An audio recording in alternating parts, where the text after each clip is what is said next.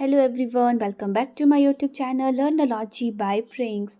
आज की वीडियो में हम डिस्कस करने वाले हैं एनसीईआरटी क्लास +1 का चैप्टर नंबर 1 जो कि है the living world. The living world chapter से जो है एचपी टैट में और एचपी टीजीटी कमीशन में क्वेश्चन देखने को मिलते हैं।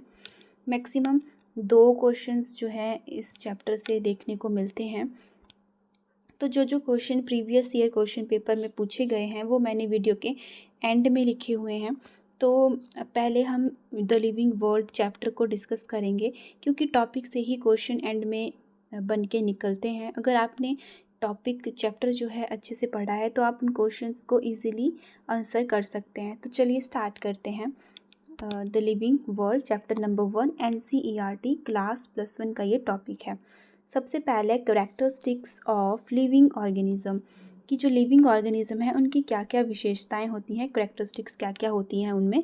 तो फर्स्ट होती है हमारे पास ग्रोथ, कि जो लिविंग ऑर्गेनिज्म होते हैं वो ग्रो करते हैं। और सेकंड होती है हमारे पास रिप्रोडक्शन, कि जो लिविंग ऑर्गेनिज्म है वो रिप्रोड्यूस करते हैं। रिप्रोडक्शन इनमें 2 टाइप से होती है, एक होती है सेक्सुअल रिप्रोडक्शन, एक होती है एसेक्सुअल रिप्रोडक्शन। क्लियर हो गया कि कैरेक्टरिस्टिक्स क्या क्या है लिविंग ऑर्गेनिज्म में। फर्स्ट है ग्रोथ, सेकंड है रिप्रोडक्शन। रिप्रोडक्शन 2 वे में होती है, एक है सेक्सुअल रिप्रोडक्शन और एक है एसेक्सुअल रिप्रोडक्शन। नेक्स्ट एग्जाम्पल है ईस्ट और हाइड्रा। ईस्ट और हाइड्रा जो ऑर्गेनिजम्स हैं उनमें रिप्रोडक्शन होती है थ्रू बडिंग। बडिंग के थ्रू उनमें रिप्रोडक्शन होती है और जो बडिंग है वो एक एसेक्सुअल रिप्रोडक्शन है। मीन्स क्या हुआ, example of asexual reproduction is east and hydra. East और हाइड्रा में रिप्रोडक्शन होती है थ्रू बडिंग, बडिंग के थ्रू उनमें रिप्रोडक्शन होती है और बडिंग जो है वो एक एसेक्सुअल रिप्रोडक्शन है। तो फिर क्या हुआ, example of asexual reproduction is east and hydra. Clear. Next बात करते हैं हम प्लेनेरिया। प्लेनेरिया में क्या होता है, रीजनरेशन होती है। जैसे कि ईस्ट और हाइड्रा में बडिंग के थ्रू होती है रिप्रोडक्शन, और प्लेनेरिया में जो है रीजनरेशन के थ्रू होती है। They have the capability to form a new planaria from every body part. Planaria जो होता है इसमें कैपेबिलिटी होती है कि ये जो है अपने बॉडी पार्ट से जो है न्यू ऑर्गेनिज्म बना सकता है। जैसे कि यहाँ पे देखिए एक प्लेनेरिया की बॉडी है, पूरी बॉडी है और इसमें हमने जो है इसे डिवाइड कर दिया है। इस बॉडी पार्ट्स में जो है इनको डिवाइड कर दिया है। इस प्लेनेरिया का जो हर एक बॉडी पार्ट है वो एक न्यू प्लेनेरिया जो है डेवलप करता है। देखिए जैसे यहाँ पे 3 भागों में इसको डिवाइड किया है, तो 3 भागों में जो है नेक्स्ट 3 प्लेनेरिया जो है वहाँ पे डेवलप हो गए हैं। मतलब कि जो प्लेनेरिया होता है वो रीजनरेशन करता है, अपने एवरी बॉडी पार्ट से जो है वो न्यू प्लेनेरिया डेवलप कर सकता है। उसमें ये कैपेबिलिटी होती है कि वो जो है न्यू प्लेनेरिया डेवलप कर सकता है अपने एवरी बॉडी पार्ट से। क्लियर। नेक्स्ट हम बात करते हैं फंजाई। फंजाई में जो है फ्रेगमेंटेशन होती है। जो स्पाइरो एग्जाम्पल से समझते हैं, स्पाइरोगैरा मैंने एक फंजाई ली हुई है। स्पाइरोगैरा में क्या होती है, फ्रेगमेंटेशन होती है। तो स्पाइरोगैरा में ये देखेंगे यहाँ पर बॉडी है स्पाइरोगैरा की, ये जो है डिवाइड होके फ्रेगमेंटेशन इसमें होता है। फ्रेगमेंटेशन जब इसके अंदर हो जाएगी तो 2 डॉटर सेल्स इसमें बनते हैं, 1 एंड 2। इसकी जो बॉडी है वो खुद डिवाइड हो जाती है, फ्रेगमेंटेशन में होती है और 2 डॉटर सेल्स इसमें फॉर्म होते हैं। तो ये थी फंजाई जिसमें फ्रेगमेंटेशन होता है। नेक्स्ट बात करते हैं मेटाबॉलिज्म। मेटाबॉलिज्म क्या होता है, all the chemical reactions take place in our body is called metabolism. कि जितने भी केमिकल रिएक्शंस हमारी बॉडी के अंदर होते हैं उन्हें हम मेटाबॉलिज्म कहते हैं। नेक्स्ट है एबिलिटी टू सेंस सराउंडिंग, कि हमारे अंदर जो है एबिलिटी होती है जो है अपने सराउंडिंग को सेंस करने की। तो क्या क्या एबिलिटी, लाइट को सेंस करने की, वाटर को सेंस करने की और टेम्परेचर को सेंस करने की जो है एबिलिटी हमारे अंदर होती है। नेक्स्ट आता है कॉन्शियसनेस, कि हर जो ह्यूमन बीइंग है, एनिमल है, जो लिविंग है उसमें जो है कॉन्शियसनेस होती है। नेक्स्ट बात करते हैं बायोडाइवर्सिटी की। बायोडाइवर्सिटी क्या होता है? बायोडाइवर्सिटी 2 वर्ड से मिलकर बना है। First is bio and second is diversity. Bio plus diversity 2 word से मिलकर बना है। बायो मीन्स लिविंग, जिसे लाइफ बोलते हैं, और diversity means different kind of organisms. तो इसका मतलब क्या हुआ? All the organism living in the world they all are the part of biodiversity. जो कि इसके जो मैंने वर्ड डिवाइड करके लिखे हुए हैं, इससे क्लियर हो जाता है। Bio plus diversity, bio means life और diversity means different type of organisms. Means all the organism living in the world they all are the part of biodiversity. जितने भी ऑर्गेनिज्म जो हैं, जो लिविंग हैं अर्थ में, वो सारे पार्ट हैं बायोडाइवर्सिटी के। नेक्स्ट बात करते हैं नॉमेनक्लेचर की। नॉमेनक्लेचर जो है, बायनॉमियल नॉमेनक्लेचर जो है दिया था कैरोलस लीनियस ने। क्वेश्चन पेपर में पूछ लिया जाता है कि बायनॉमियल नॉमेनक्लेचर किसके द्वारा दिया गया था, तो वो दिया गया था कैरोलस लीनियस के द्वारा। और इनको कैरोलस लीनियस को ही फादर ऑफ टैक्सोनॉमी भी कहा जाता है। 2 क्वेश्चंस इसमें से हो गए। बायनॉमियल नॉमेनक्लेचर जो कैरोलस लीनियस ने दिया था, और Carolus Linnaeus he father of taxonomy भी कहे जाते हैं। नेक्स्ट बात करते हैं रूल ऑफ नॉमेनक्लेचर, लेकिन उससे पहले हम डेफिनेशंस देख लेते हैं। फर्स्ट है ICBN। पेपर में ये डेफिनेशंस फुल फॉर्म पूछ ली जाती हैं। ICBN means international code for botanical nomenclature. ICBN international mode for botanical nomenclature. Clear? और सेकंड है ICZN international code for zoological nomenclature. इन दोनों फुल फॉर्म में सिर्फ चेंज इतना है B और Z का। B से एक बोटैनिकल के लिए है और एक जूलॉजिकल के लिए है। क्लियर? अब बात करते हैं हम रूल की। जो बायनॉमियल नॉमेनक्लेचर कैरोलस लीनियस ने दिया था, उनके लिए जो है रूल भी उन्होंने डिफाइन किए हुए थे कि उनके नाम लिखने के लिए कि कैसे नाम लिखना है, वो रूल उन्होंने डिसाइड किए हुए थे। क्या क्या रूल थे वो? कि नेम रिटन इन इटैलिक। अगर हम किसी ऑर्गेनिज्म का नाम लिख रहे हैं तो वो इटैलिक में ही लिखेंगे हम, पर ये इटैलिक में होता है इन कंप्यूटर्स। अगर हम कंप्यूटर में कर रहे हैं तो हम अगर कंप्यूटर में जो है नाम लिख रहे हैं, बायनॉमियल नॉमेनक्लेचर लिख रहे हैं, तो ये होगा इटैलिक में ही लिखा जाएगा। नेक्स्ट है स्पीशीज़ और जीनस।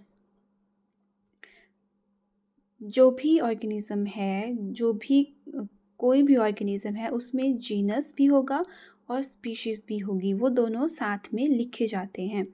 फर्स्ट हो गया इटैलिक में लिखना है, जीनस भी लिखना है और स्पीशीज़ भी लिखना है। और है underline when you right with hands.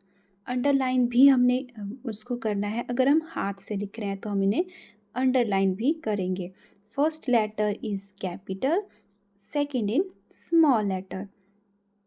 लिखते टाइम जो है जीनस जो है हमारा वो कैपिटल लेटर में रहेगा और जो स्पीशी है वो स्मॉल लेटर में रहेगी। एक एग्जांपल मैंने यहाँ पे लिया हुआ है मैंगो का। तो कैसे बायनॉमियल नॉमेनक्लेचर लिखा जाता है, तो ये देखिए मैंने लिख दिया है मैंगो। मैंगो मीन्स मैंगो का जो साइंटिफिक नेम है वो है मैंजीफेरा इंडिका। ठीक है, ये मैंने हाथ से लिखा हुआ है तो मैंने इसे यहाँ पे अंडरलाइन किया हुआ है, मैंजीफेरा इंडिका। जीनस में मैंने M कैपिटल लिखा हुआ है और स्पीशी में मैंने I छोटा लिखा हुआ है। इस तरह से हमने जो है साइंटिफिक नेम्स लिखने होते हैं। क्लियर? नेक्स्ट बात करते हैं टैक्सोनॉमी। टेक्सोनॉमी क्या होता है? Classification of organism into different Texas, कि जितने भी ऑर्गेनिज्म हैं उनको हमने क्लासिफाई करना है, वर्गीकृत करना है टेक्सास में, उसे हम टेक्सोनॉमी कहते हैं। तो टेक्सोनॉमी क्या हुआ? Classification of organism into different taxa. Next है systematics. Systematic arrangement of organism. Systematic क्या होता है कि ऑर्गेनिज्म की जो है अरेंजमेंट करनी होती है, कैसे? सिस्टेमैटिक वे में, वो हो गया हमारा सिस्टेमैटिक्स। फिर एक बुक है जो कैरोलस लिनियस ने लिखी हुई है, क्वेश्चन पूछ लिया जाता है एग्ज़ाम में कि कैरोलस लिनियस के द्वारा जो है कौन सी बुक लिखी गई थी, तो वो लिखी गई थी सिस्टेमा नेचुरे। तो जो बुक ये है सिस्टेमा नेचुरे, ये बुक किसके द्वारा लिखी गई थी? क्वेश्चन इस तरीके से भी पूछ लिया जाता है, तो ये भी आपने लर्न रखना है कि कैरोलस लिनियस ने जो है कौन सी बुक लिखी हुई थी। नेक्स्ट है टेक्सोनॉमिक कैटेगरीज। हमने जो है ऑर्गेनिजम्स को कैसे कैसे कैटेगरीज में रखना होता है, वो सारी हैं टेक्सोनॉमिक कैटेगरीज। सबसे बड़ी आती है किंगडम, फिर फाइलम एंड डिवीज़न, फिर क्लास, फिर ऑर्डर, फिर फैमिली, फिर जीनस, फिर स्पीशी। सबसे छोटे स्पीशी, फिर जीनस, फिर फैमिली, फिर ऑर्डर, क्लास, फाइलम और डिवीज़न एंड किंगडम। क्लियर? एक एग्जाम्पल से देखो कैसे लिखते हैं इसको। एग्जाम्पल मैंने यहाँ पे लिया है हाउस फ्लाई का। हाउस फ्लाई का जो किंगडम है वो है एनिमेलिया। एनिमेलिया किंगडम से जो है हाउस फ्लाई बिलोंग करती है। फाइलम और डिवीज़न है अर्थोपोडा। अर्थोपोडा फाइलम से रिलेट करती है। क्लास है इंसेक्टा। ऑर्डर है डाइप्टेरा। फैमिली है मुस्यूडी। जीनस है मस्का एंड स्पीशी है डोमेस्टिका। क्लियर हो गया?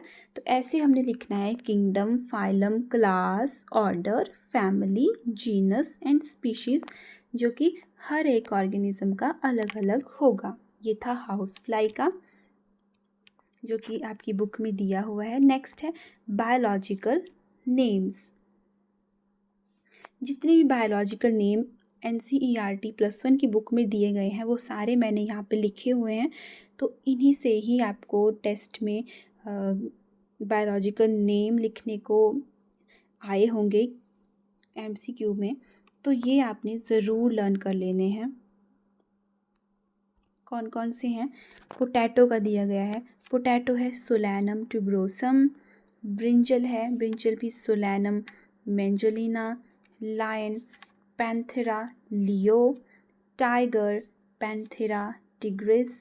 Leopard Panthera pardus. Cat Felis catus. Dog Canis lupus, जो कि फैमिलीज है। Wheat Triticum aestivum. Mango Mangifera indica. Human Homo sapiens. House fly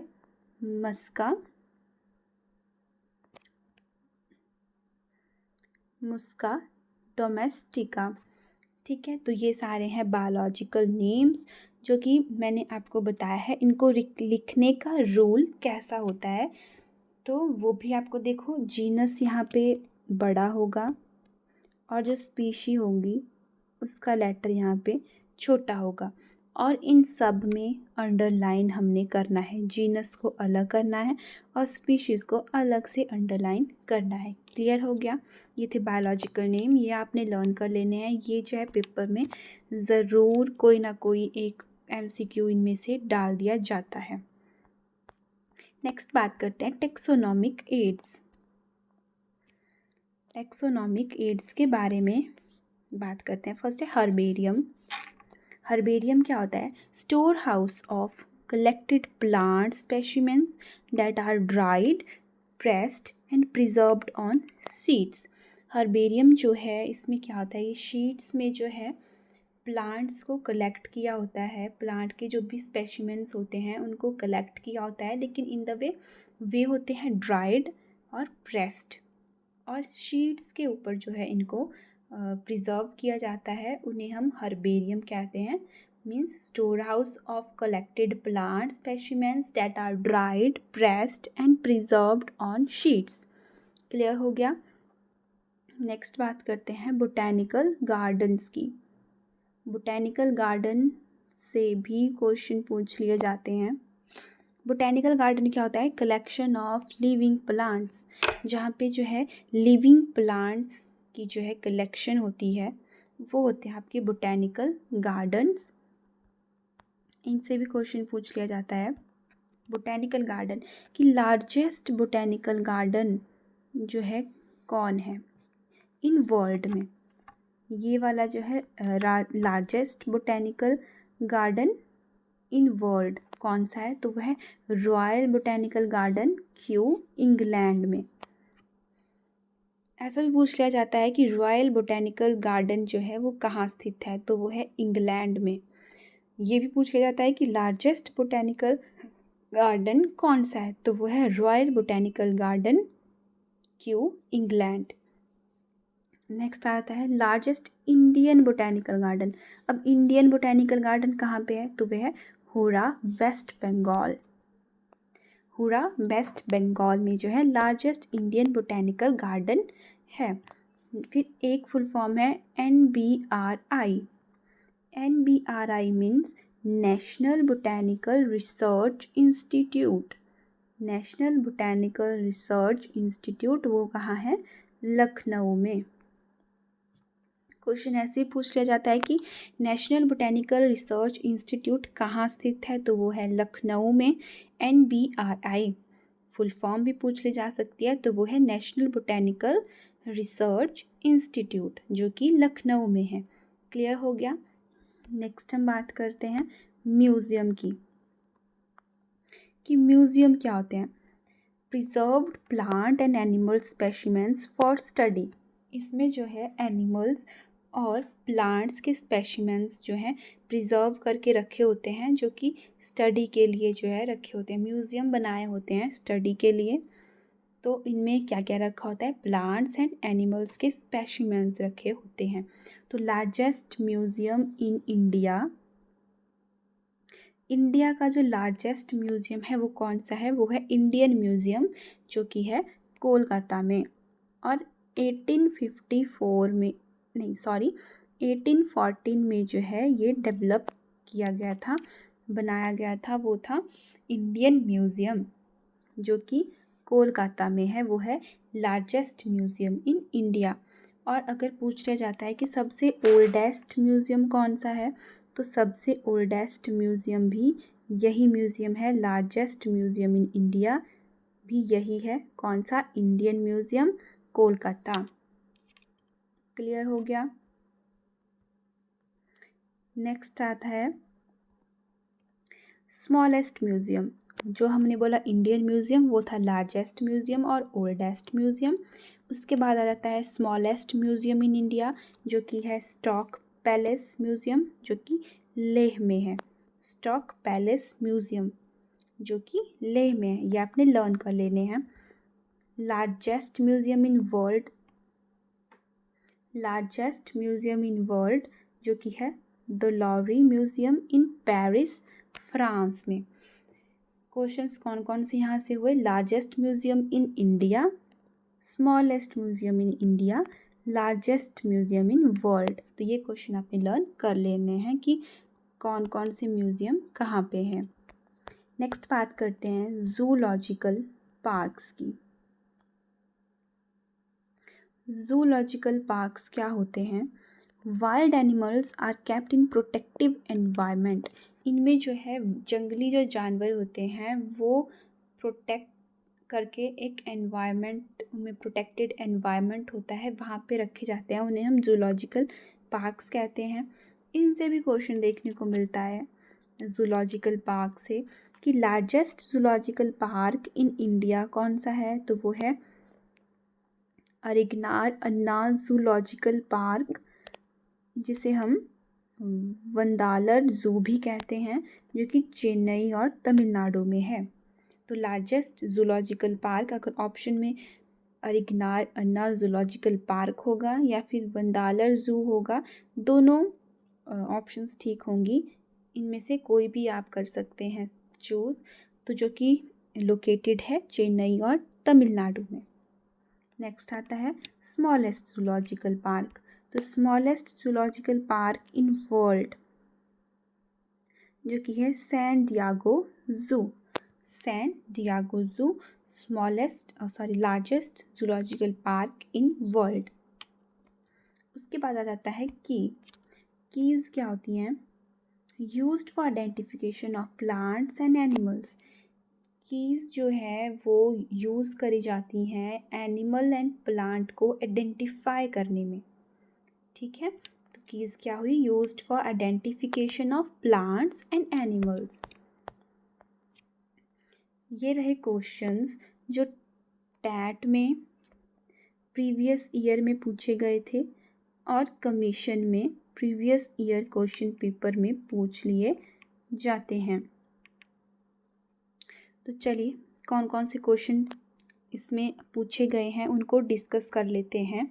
अगर आपने वीडियो अच्छे से देखी होगी तो आप इन क्वेश्चंस का आंसर इजीली दे सकते हैं। तो चलिए शुरू करते हैं। फर्स्ट क्वेश्चन है binomial nomenclature is given by. Most important question है, हर बार देखने को मिल ही जाता है। तो फर्स्ट जो है बायनॉमियल नॉमेनक्लेचर है वो किसने दिया था? वो दिया था कैरोलस लीनियस ने। और सेकंड था the scientific name of lion is. Scientific name पूछ लिया था लायन का, तो साइंटिफिक नेम क्या बताया था लायन का? वो है पैंथेरा लियो।